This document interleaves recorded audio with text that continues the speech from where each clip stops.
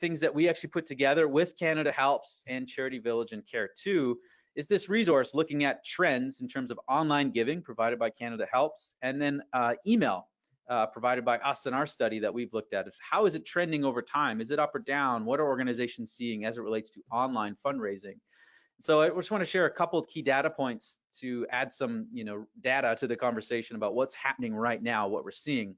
If you look at this, online giving in 2020 was already growing above what it was in the past, but particularly in the past few months, look at how March, April, and May are all growing more significantly. Now, this is Canada Helps Online Giving Index, and it's going to take more to explain, but at a simple level, 100 is how quickly online giving was growing for the 12 months leading up to January 2017. So anything over 100 means that it's growing faster than that time period. Anything under 100 means it's growing slower. So when we see these numbers that are higher than 100, it means it's growing faster. And then when we compare it month to month, we can still see the relative growth compared to that baseline, right? So what you're seeing here is online giving was growing, and it's really started growing really since COVID-19, the pandemic really started to hit.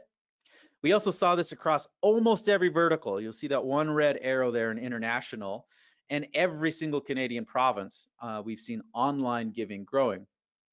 So again, it's not, some assumptions early on were, social service and welfare, of course they'll grow because they're on the front lines, but what we're actually seeing is every single vertical has been growing on the online side. It's not just some, although there was that small decrease in international. And a lot of the giving has actually been fueled by people being more generous. So when we look at average gift trend, we can see that 2020 was already slightly ahead of 2019 when it comes to the average online gifts.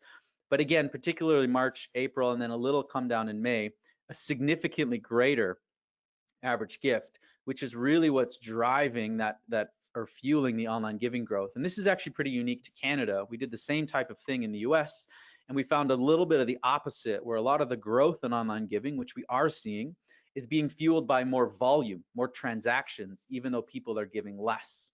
So we did see a comeback in May, and I'm not in the prediction business, but I would guess that the average gift will actually start to go down a little bit more as we get into the summer, and as the economic reality really starts to hit people. There's a kind of an initial bump where people are really generous. Let's meet the call, let's rise to it.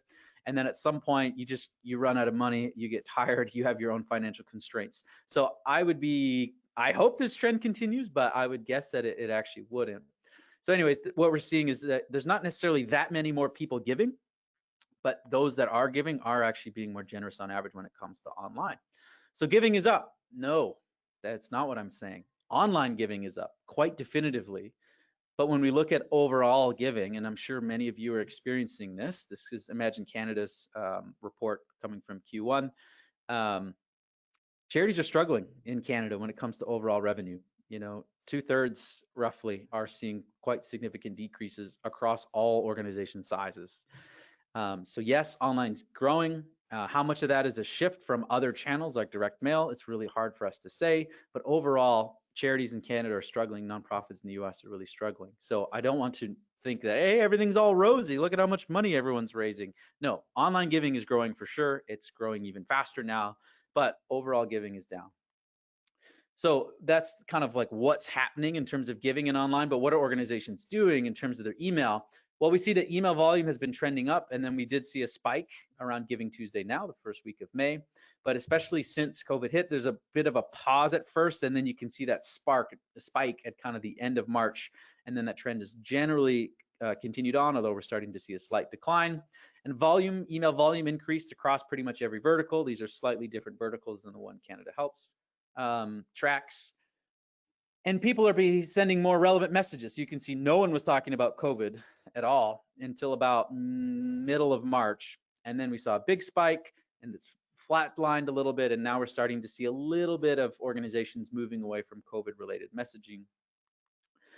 But the percent of emails asking for money has stayed relatively consistent, again, absent that spike around Giving Tuesday now, which a lot of organizations sent a lot of email, and a lot of them were asking for money.